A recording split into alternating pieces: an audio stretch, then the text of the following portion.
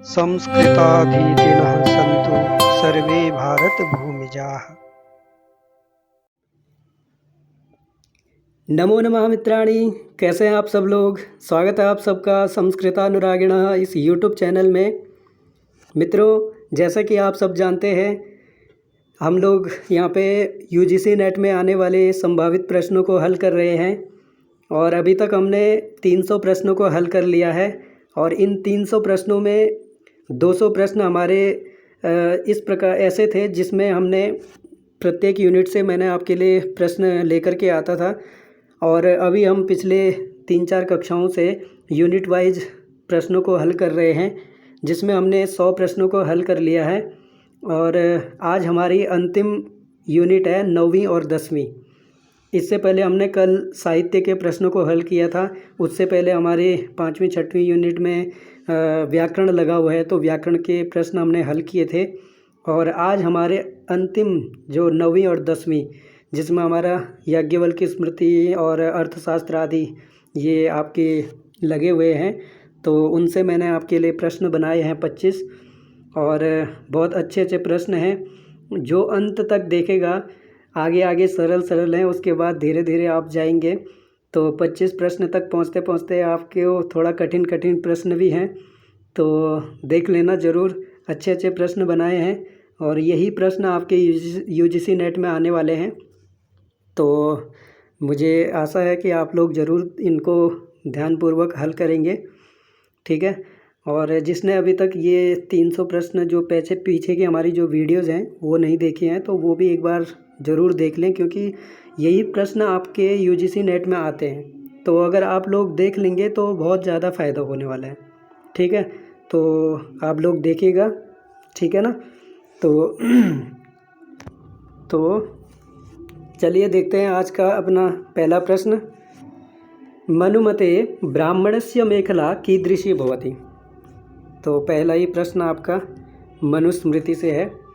तो ब्राह्मण की मेखला कैसी है, वहाँ पे आपको मनुस्मृति के जो दूसरा अध्याय है उसमें बताया है कि ब्राह्मण की मेखला कैसी होनी चाहिए, क्षत्रिय की मेखला कैसी होनी चाहिए और वैश्य की मेखला कैसी होनी चाहिए, ठीक है।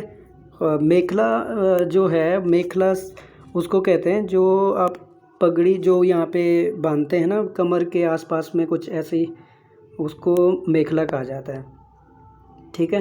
तो ब्राह्मण की कैसी होनी चाहिए और क्षत्रिय की कैसी होनी चाहिए और वैश्य की कैसी होनी चाहिए, इसका वर्णन वहाँ पे किया है, ठीक है।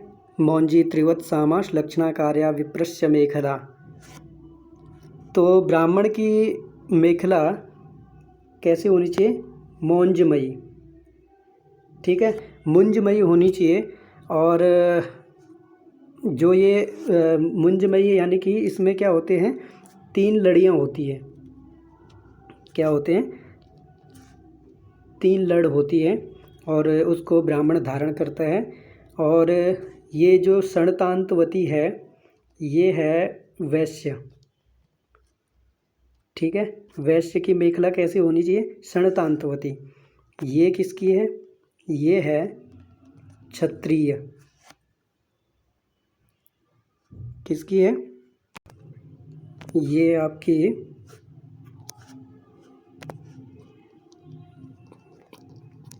ठीक है ना। तो अगर आपसे यहाँ पे ब्राह्मण की पूछी है मैंने, अगर आपसे पूछा जाए वैश्य की कैसी होती है तो आप षणतांतवती, और अगर क्षत्रिय की तो मूर्वमयी, ठीक है। तो आप लोगों को ऐसे ही पता होना चाहिए सबका, किसी का भी पूछा जाए तो आप लोग आराम से बता देंगे। मनुमते नृप निर्माणः केन देवेन न भवति। नृपस्य निर्माणः होना चाहिए, मतलब मनु के मत में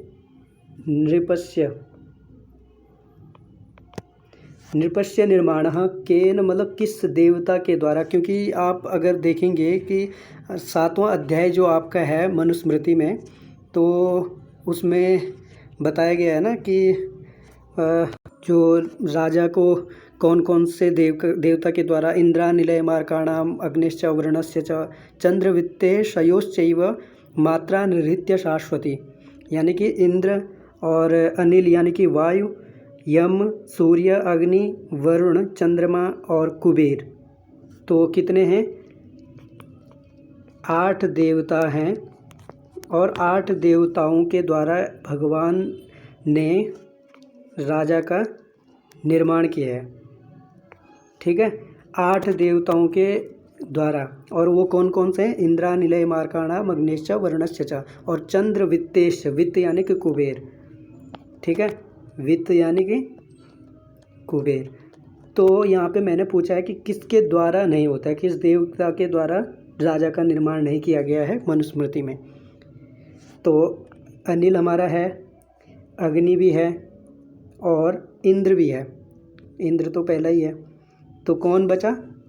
अश्विन। ठीक है, अश्विन के द्वारा नहीं बनाया गया है। तो अगर आप लोगों को ये 8वें भी याद रहेंगे तो, क्योंकि पूछा जा सकता है। ठीक है, तो चलते हैं आगे। कस्मिन् पुराणे सर्वे विद्या प्रदर्शिताः सन्ति। तो कौन सा ऐसा पुराण है जिसमें सभी विद्याएं प्रायः सभी विद्याएं मिलती हैं? तो वो अग्नि पुराण है, भागवत पुराण है, विष्णु पुराण है, या पद्म पुराण है?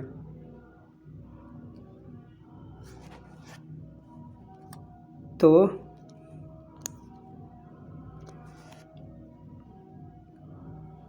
वो क्या है? अग्नि पुराण। कल मैंने एक क्वेश्चन करवाया था ना, त्रिवर्ग साधनम नाट्यम करके, तो ये कहाँ से लिया गया है? तो अगर आपको पता होगा, साहित्य दर्पण में इसको उद्धृत किया गया है। त्रिवर्ग साधनम नाट्यम, विश्वनाथ ने किया है इसको ना, तो देख लीजिए आप। क्योंकि यहाँ पे एक चीज़ ये भी है कि कई बार ऐसा भी क्वेश्चन पूछा जाता है कि काव्य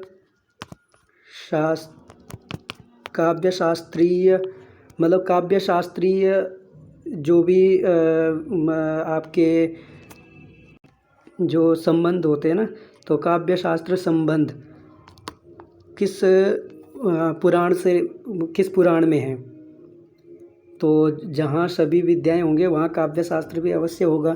तो देखा जाता है कि अग्नि पुराण में प्रायः सब चीज़ मिल जाता है। वहाँ ज्योतिष, व्याकरण, ये काव्य साहित्य इत्यादि सब कुछ वहाँ पे है। ठीक है, उसका वर्णन है सभी विद्याओं का। तो ये पूछा जाता है अग्नि पुराण में। ठीक है ना, तो चलें आगे। मिथ्याभियोगी कियत् धनम राज्ञे दद्यात्।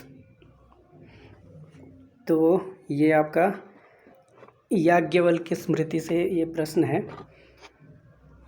जो मिथ्याभियोग करता है यानी कि झूठ बोलता है, तो मिथ्याभियोग लगाने पर कितना राजा को धन लेना चाहिए? उसी के बराबर, या चतुर्गुणम, त्रिगुणम, या द्विगुणम। तो इसको आप इस तरीके से समझ सकते हैं, जैसे किसी ने किसी पे कोई झूठा अपराध लगा दिया। ठीक है, तो और वो राजा के पास केस गया, और उस केस में अगर ये अगर झूठा साबित होता है कि मतलब ये चीज़ इसके साथ नहीं हुई है, क्योंकि कोई गलत भी वो लगा सकता है ना अपराध, कि इसने मेरे पैसे ले लिए, ये इसने मेरी ज़मीन ले ली है। तो अगर वो अपराध झूठा निकला तो उस पे कह रहे हैं, उस मिथ्याभियोगी पे राजा को कितना धन लेना चाहिए अगर वो झूठ बोलता है? तो उसी के बराबर लेना चाहिए जितना वो मतलब जितने वो बात कर रहा था कि मेरा ये चोरी हो गया या इतना ज़मीन ले ली। तो 4 गुना लेना चाहिए, या 3 गुना लेना चाहिए, या द्विगुणम। तो आपने श्लोक पढ़ा ही होगा, शुरू में ही है आपका, 99 भावितो दद्यात् धनम राज्ञे च तत्समम, और मिथ्याभियोगी द्विगुणम अभियोगात् धनम वहेत्। तो मिथ्याभियोगी द्विगुणम, तो दुगना लेना चाहिए राजा को। ठीक है, कितना लेना चाहिए? द्विगुना। समझ गए ना?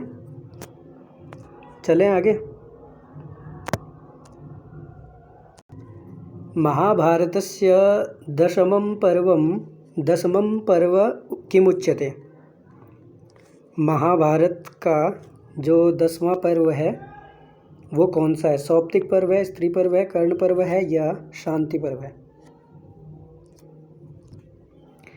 तो इनका भी आपको क्रम याद रखना है।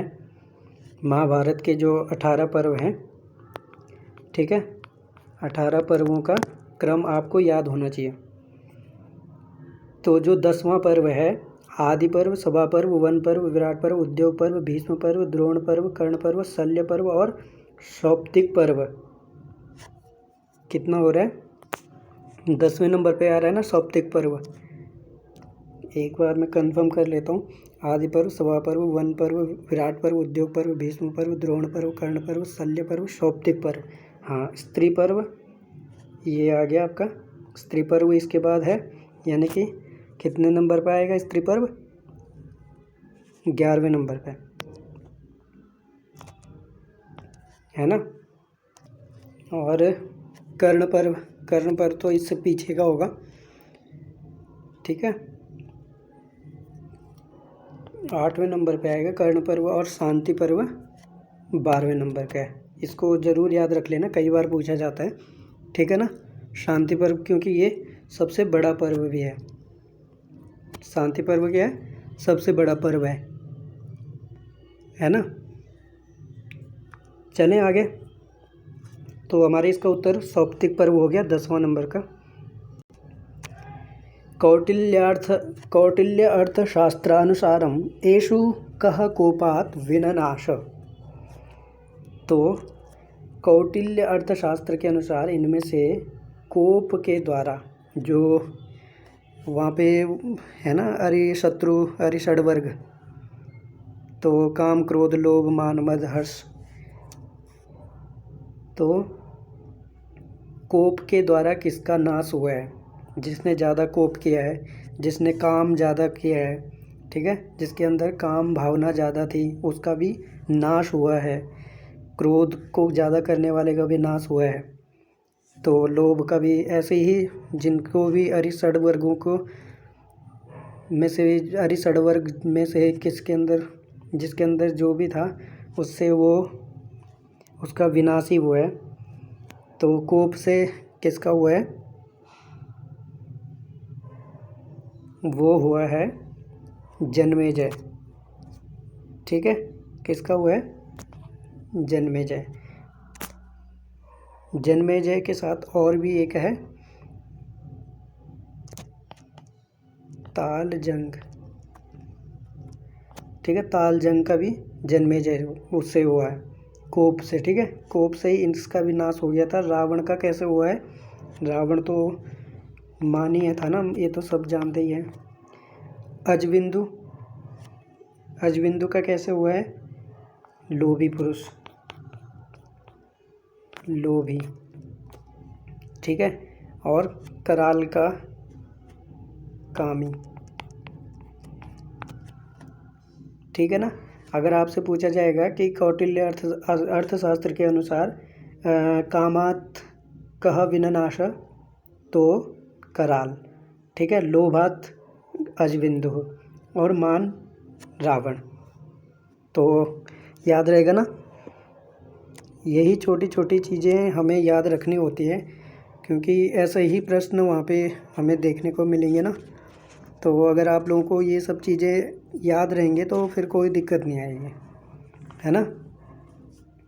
आगे चलते हैं। ये याज्ञवल्क्य अनुसारम रसस्य वृद्धि उक्ता। तो याज्ञवल्क्य में रस की कितनी वृद्धि बताई है? तो रस मतलब रस से क्या समझोगे? जैसे तेल आदि, है ना, तेल, घृत आदि, जो भी मतलब ये तरल पदार्थ है ना, तो उस पर कितनी वृद्धि होती थी वो आपको पूछा जा रहा है। आपने पढ़ा होगा ना वहाँ पे, संतस्तु पशुस्त्रीणाम रसस्य कितनी 8 गुणा, ठीक है। रसस्य 8 गुणा वृद्धि भवति। और वस्त्र धान्य हिरण्यानाम, आगे एक वो है तो इसको यहाँ पे देख लीजिए। वस्त्र पे कितनी वृद्धि होती है, धान्य पे, और हिरण्य यानी कि सोना पे कितनी है, वस्त्र पे कितनी होगी, वस्त्र पे होगी 4 गुना, ठीक है। और धान्य पे इससे कम 3, और हिरण्य पे इससे कम 2, ठीक है ना। तो अगर आपको इसमें से किसी से भी पूछा जाए वस्त्र पे कितनी वृद्धि कही गई है, धान्य पे कितनी कही गई है और हिरण्य पे कितनी कही गई है, तो आप लोग आराम से बता देंगे, ठीक है ना। वस्त्र धान्य हिरण्यानाम चतुस्त्री द्विगुणा परा, ऐसे करके वहाँ पे आया है ना। चलते हैं आगे। याज्ञवल्क्य अनुसारम मानुष प्रमाणेषु कस्य गणना न भवति। तो जो प्रमाण गिनाए गए हैं मानुष प्रमाण, उनमें से कौन सा नहीं है, एक लिखितम नहीं है, साक्षी नहीं है, भुक्ति नहीं है, या स्वहस्त नहीं है। आज यहाँ बगल में पता नहीं कौन इतना बड़ा डीजे बजा रहा है, बहुत तेज़ आवाज़ आपको भी सुनाई देगी, तो मेरा भी दिमाग उधर ही जा रहा है।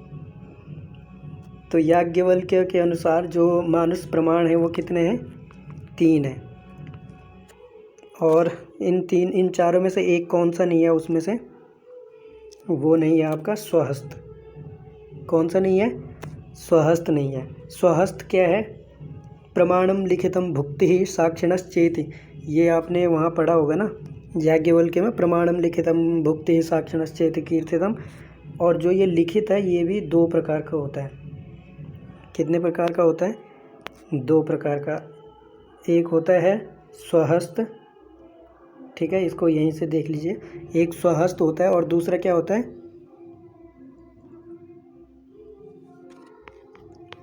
अन्यस्त, ठीक है।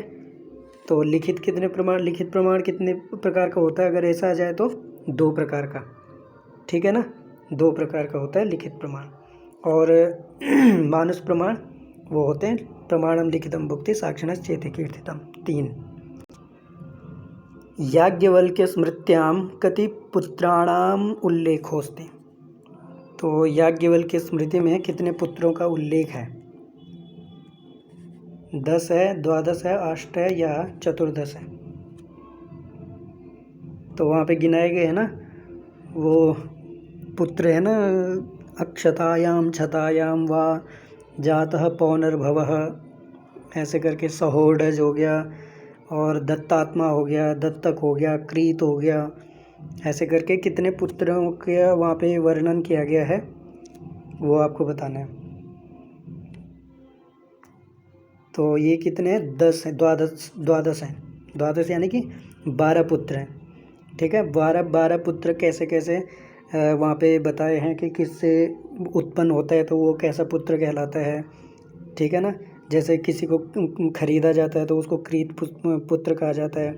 जो अपने आप को स्वयं ही किसी का पुत्र मान लेता है तो उसको दत्तात्मा कहा जाता है। किसी को अगर दिया जाता है तो उसको दत्तक पुत्र, ऐसा करके वहाँ पे पूरा वर्णन आया है, तो आप लोगों ने शायद पढ़ा होगा, ठीक है ना। तो अगर ऐसा भी प्रश्न आ जाता है तो आप लोग कर लेंगे, है ना। चलें आगे। याज्ञवल्क्य स्मृत्याम कतिविधम स्त्रीधनम। याज्ञवल्क्य स्मृति में स्त्रीधन बताया गया है ना। स्त्रीधन यानी कि जैसे मतलब स्त्री को कहीं से धन मिलता है ना, जैसे उसके पति से उसको धन मिल गया, पति गृह से, तो और अपने माता पिता के पक्ष से, और उसका खुद का धन, वो सब चीज़। तो वो कितने प्रकार का वहाँ पे उसका वर्णन किया है, पंचविधम, चतुर्विधम, अष्टविधम या षड्विधम। इसी से संबंधित आपका एक प्रश्न असिस्टेंट प्रोफेसर में भी आया था यूपी में, जो ये स्त्रियों का धन है, षड्विधम है, ठीक है। षड्विधम 6 प्रकार के स्त्री धन बताए गए हैं। तो कौन कौन से हैं वो, ये तो देख लेते हैं एक बार। वो है अध्यग्नि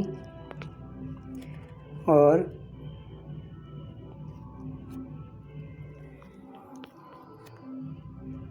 अध्यावर्धक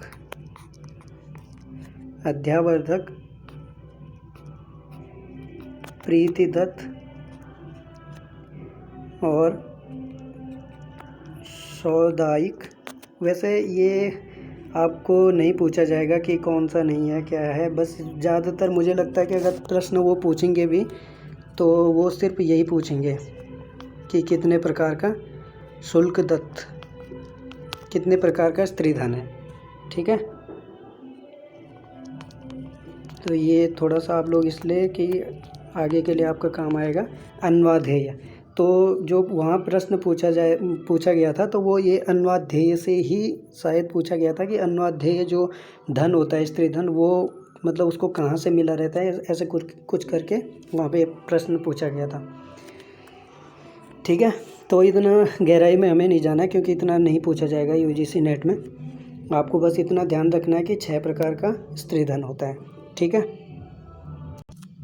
दिव्य प्रयोगेषु न परिगणितम अस्ति, तो ये दिव्य प्रयोग भी आपके याज्ञवल्क्य स्मृति में है।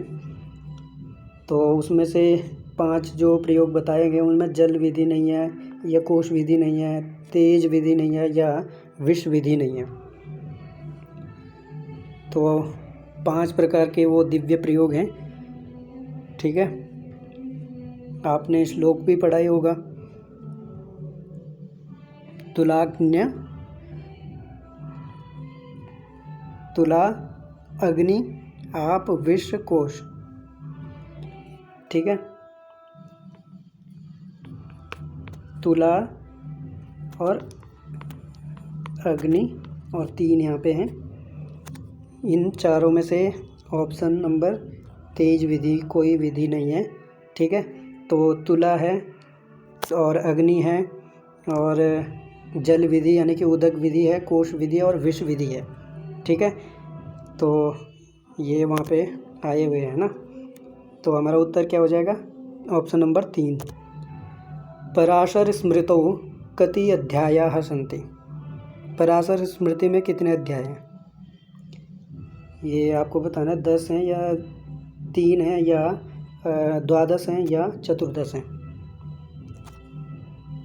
पराशर स्मृति आपके ग्रंथ में नहीं है, लेकिन आपको स्मृतियों का सामान्य परिचय पढ़ना है और इसलिए पराशर स्मृति कलयुग की सबसे प्रमुख स्मृति शायद बताई गई है। तो आप लोगों को थोड़ा बहुत पता होना चाहिए उसका, इतना तो कि उसमें कितने अध्याय हैं और कितने कांड हैं। ठीक है, इस पे एक टीका भी लिखी गई है, पराशर माधवी। और ये पराशर माधवीय जो सायण के भाई थे ना, जिन्होंने जो पराशर नहीं, हाँ, सायण के जो भाई थे उन्होंने ये टीका इस पे लिखी थी शायद।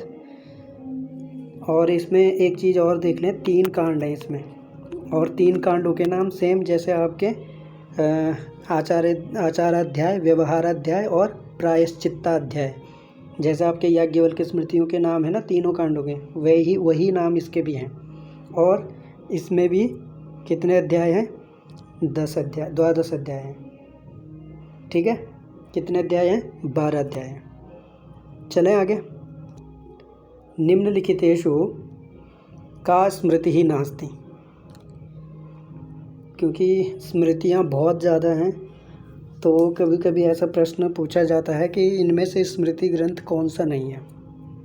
तो अत्रि स्मृति नहीं है, यम स्मृति नहीं है, बृहस्पति स्मृति नहीं है, या कौटिल्य स्मृति नहीं है। तो शायद ये आपके लिए थोड़ा सरल क्वेश्चन बन गया होगा। अत्रि स्मृति को एक चीज़ और देख लें आप, अत्रि स्मृति जो है वो गद्य और पद्य में दोनों में है। ठीक है, तो इतना थोड़ा सा आप लोग ध्यान रखेंगे। ठीक है,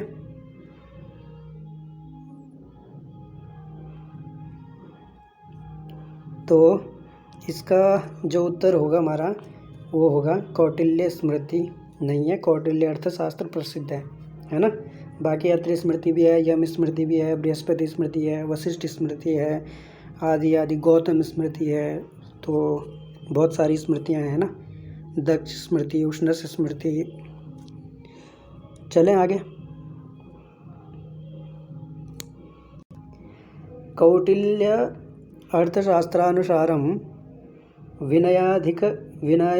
विनयाधिकारस्य प्रकरणेषु मंत्राधिकारः, जो मंत्राधिकार है वो कौन से क्रम का है? 10वें नंबर पे आता है, द्वादश, एकादश या चतुर्दश। तो वो आप लोग बताएंगे जो मंत्राधिकार है वो कौन से नंबर पे है। पिछली बार मैंने इसका जो विनयाधिकार के जो 18 प्रकरण हैं, विनयाधिकार के कितने प्रकरण हैं? 18 प्रकरण हैं। इन 18 प्रकरणों का क्रम भी पूछा है मैंने, तो पहले की वीडियो में, मतलब जो मैंने कुछ दिन पहले करवाया था, ठीक है, उसमें मैंने इनका क्रम करवाया और आज मैंने इसका पूछा है बीच से कि ये कितने नंबर का है। तो जैसे मंत्राधिकार, तो विद्या समुद्देश्य, वृद्ध संयोग, इंद्रिय जय, आमात्योत्पत्ति और मंत्र पुरोहित नियुक्ति, उपाधि भी, शौच शौच ज्ञान, गूढ़ पुरुषोत्पत्ति, गूढ़ पुरुष परिणति, स्विषय कृत्याकृत्य परिरक्षणम, ऐसे ही पर विषय कृत्याकृत्य रक्षणम। और मंत्राधिकार, मंत्राधिकार कितने नंबर पे आएगा? 10वें नंबर पे। तो आप लोगों को बिल्कुल इनका क्रम ज़रूर याद होना चाहिए, अवश्य आपको ऐसे प्रश्न वहाँ देखने को मिलेगा, ठीक है। तो आप लोग ज़रूर देख लेना एक बार, इनको क्रम से याद कर लें, 18 हैं, ठीक है ना। चलें आगे। नेति भक्तिरेषा न बुद्धिगुणः इत्युक्ता केन सह केन कस्य खंडनं कृतम्। तो अब आपके जो प्रश्न आने वाले हैं, बड़े मज़ेदार प्रश्न आने वाले हैं, तो आप लोग बिल्कुल ध्यान से करेंगे। तो ये प्रश्न देख लीजिए आप लोग। नेति भक्तिरेषा न बुद्धिगुणः, तो जो आमात्यों की नियुक्ति के बारे में जो आपके आचार्यों के मत होते हैं, उनमें से यहाँ पे किसी ने किसी का खंडन किया है, ठीक है। ये नेति भक्तिरेषा न बुद्धिगुणः, इस उक्ति के द्वारा किसी का खंडन किया है। पिशुन ने किया है कौण पदंत का, कौण पदंत ने किया है वातव्यादि का, पिशुन ने किया है पराशर का, या पराशर ने विशालाक्ष का। तो अब सीधा ये नहीं पूछा गया है कि किस आचार्य ने कैसे आमात्य की नियुक्ति को, मतलब कैसे आमात्य को रखना चाहिए, ये नहीं पूछा मैंने, किसने किसको खंडन किया और क्यों किया।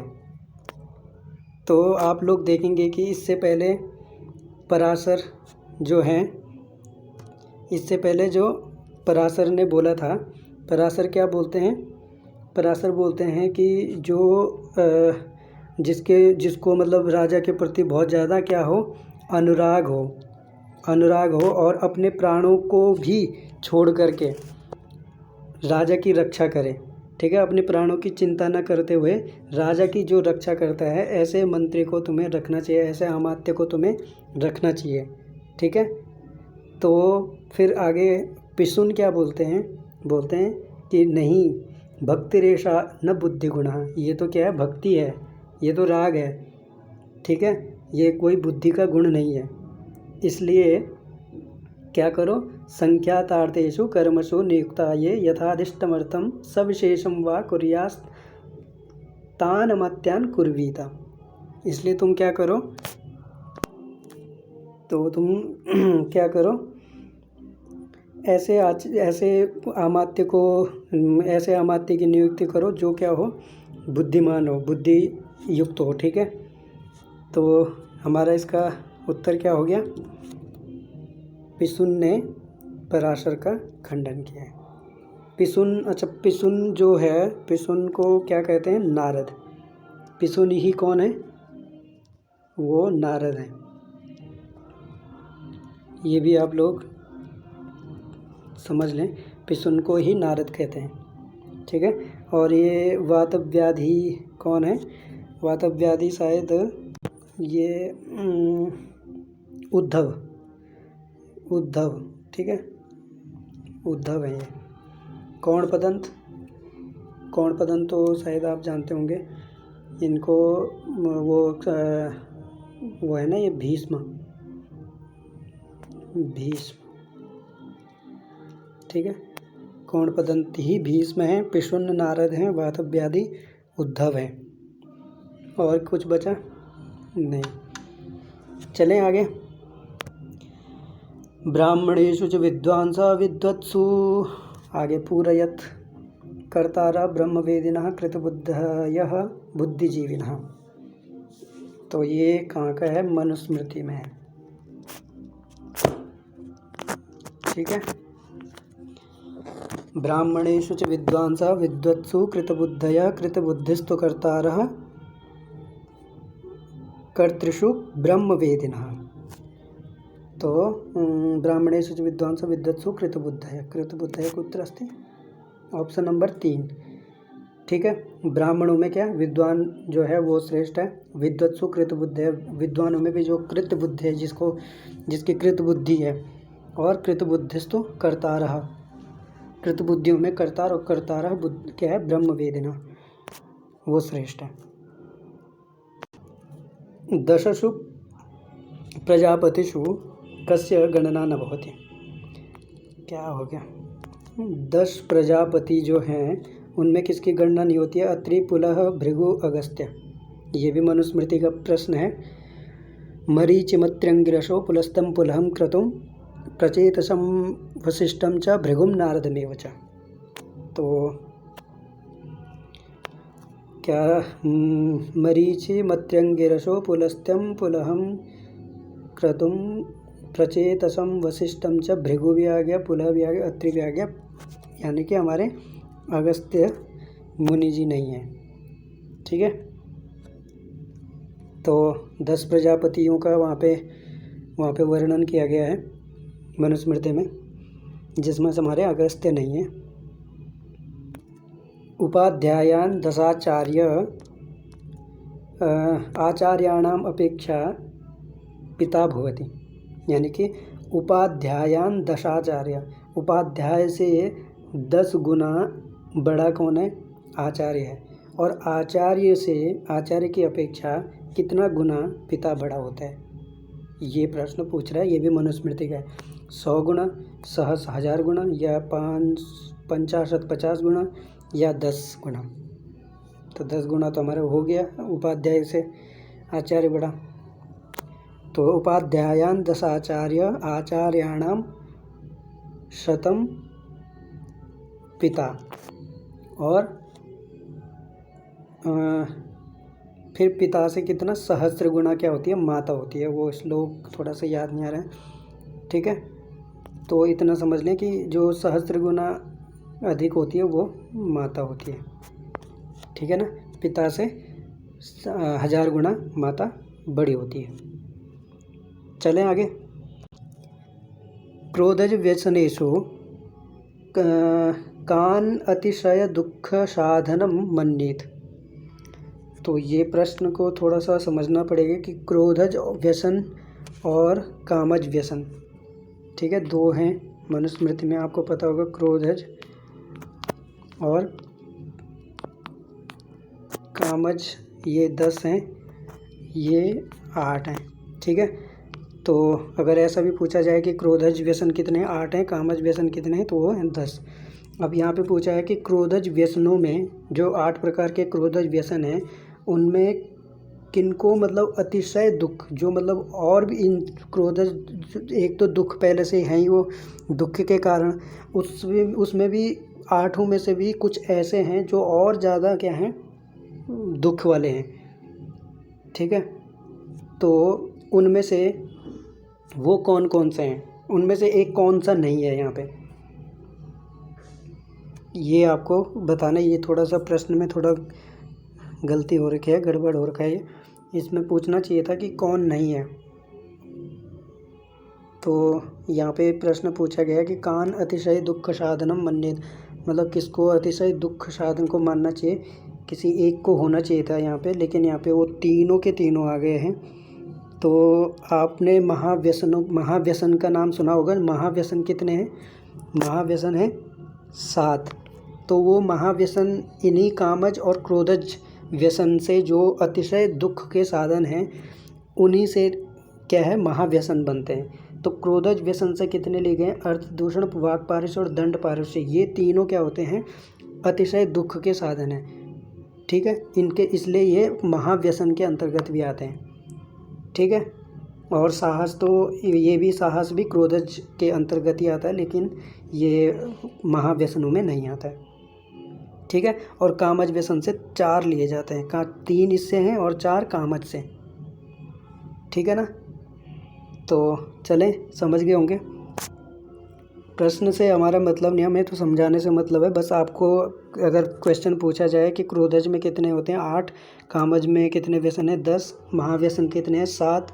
ठीक है, और क्रोधज व्यसनों में से मतलब जो महाव्यसनों में लिए गए हैं क्रोधज व्यसन से कितने हैं, तो वो हैं 3, और कामज व्यसन से कितने लिए गए हैं, वो हैं 4। 3 कौन कौन से? अर्थ दूषण, वाक पारुष्य, दंड पारुष्य। ठीक है, तो चलें आगे। मनुमते मुख्यतः राजमंडलस्य प्रकृतयः सन्ति। जो मनुस्मृति में प्रकृतियाँ बताई गई हैं,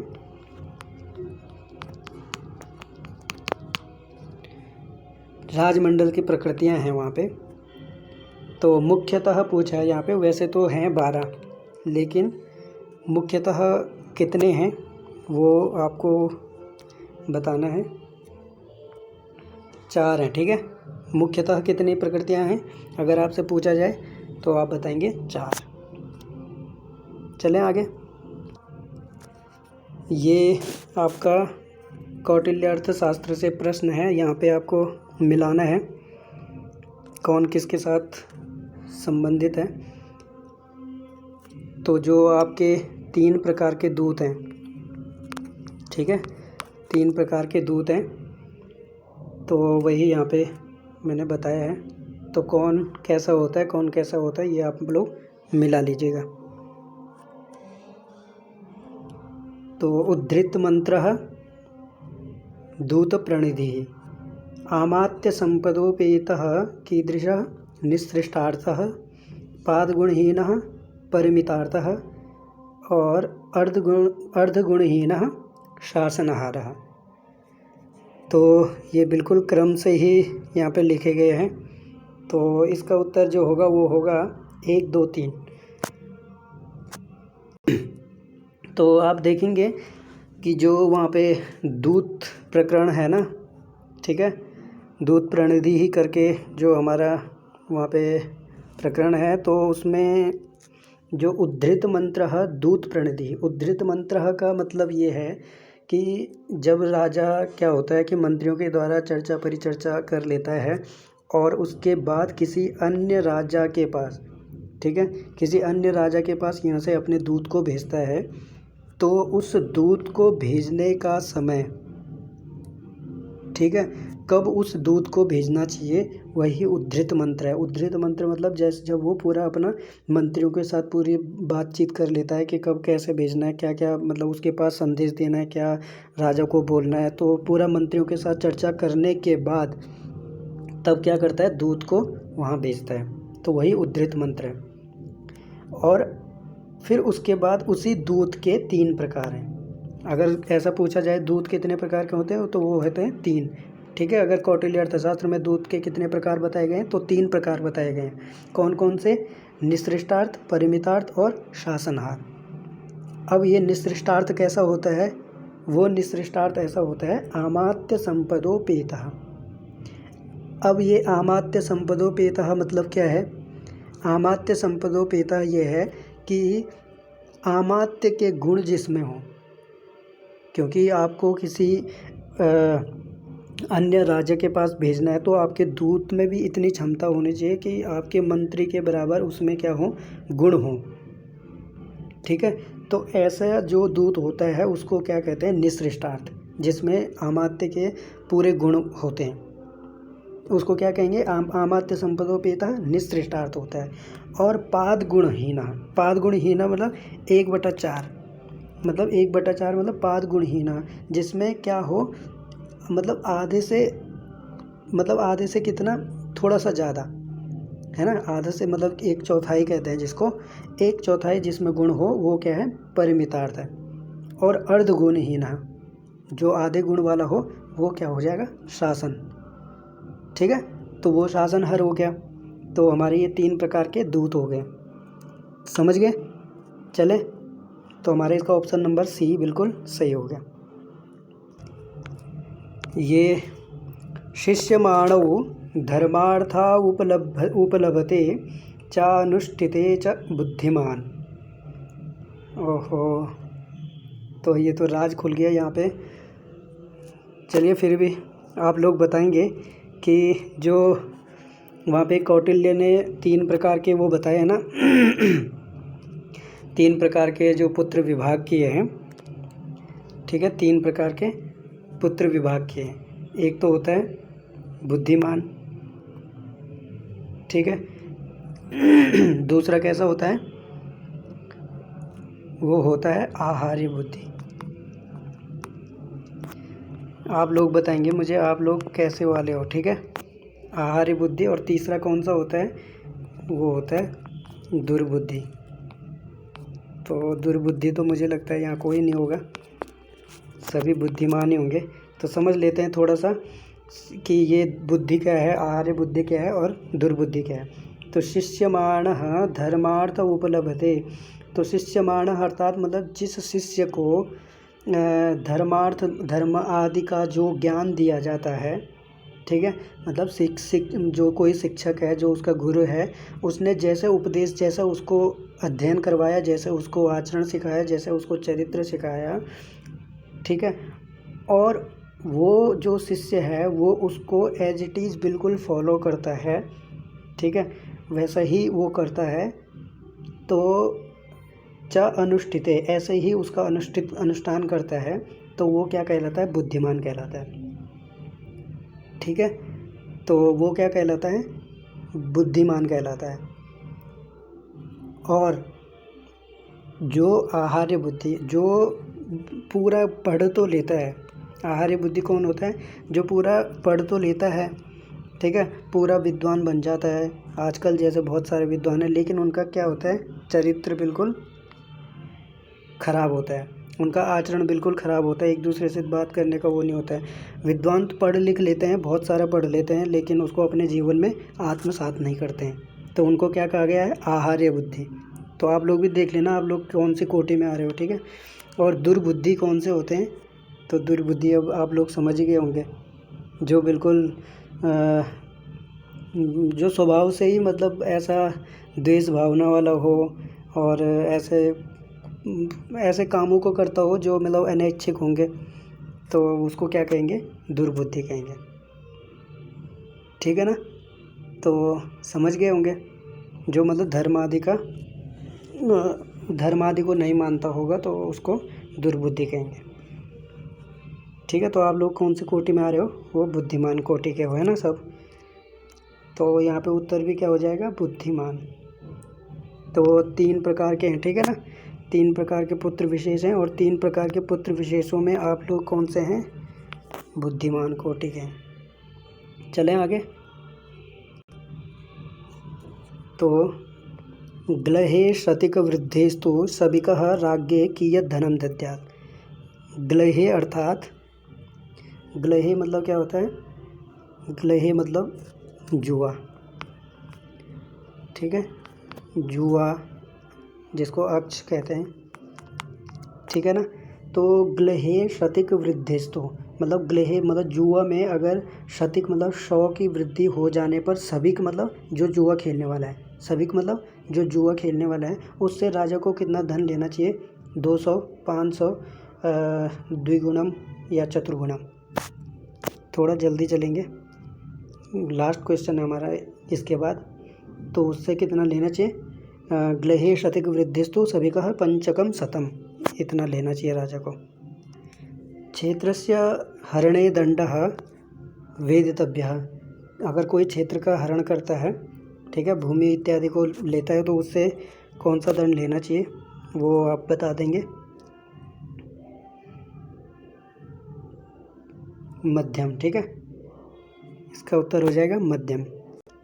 याज्ञवल्क्य के अनुसारम अग्निदिव्य प्रयोगे मंडलम परिमाणम भवति। मंडल का जो परिमाण है, जिसमें जो वहाँ पे अग्नि विद्या में जो वो वहाँ पे लोहे का हाथ में पिंड लेकर के घूमेगा ना, जब दिव्य प्रयोग अग्नि दिव्य प्रयोग करवाएंगे, कहाँ पे, अग्नि दिव्य प्रयोग में, ठीक है, अग्नि दिव्य प्रयोग में जब वो उसके हाथ में जो वो होता है, अभियोगी होता है, उसके हाथ में जब लोहे का गरम गरम पिंड दिया जाता है और उसको 7 मंडल घूमना पड़ता है, तो उस मंडल का परिमाण कितना होता है, मतलब वो कितना बड़ा होता है, तो वो होता है हमारा